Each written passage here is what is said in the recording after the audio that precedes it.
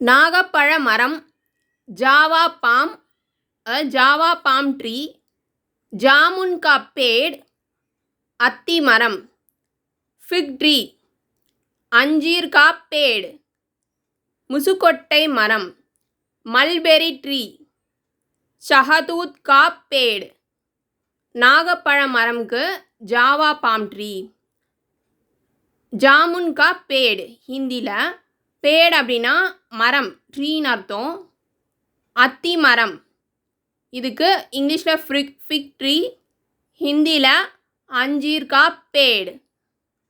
முசுக்கொட்டை மரம் இதுக்கு இங்கிலீஷில் மல்பெரி ட்ரீ, ஷஹதூத் கா பேட் ஹிந்தியில்.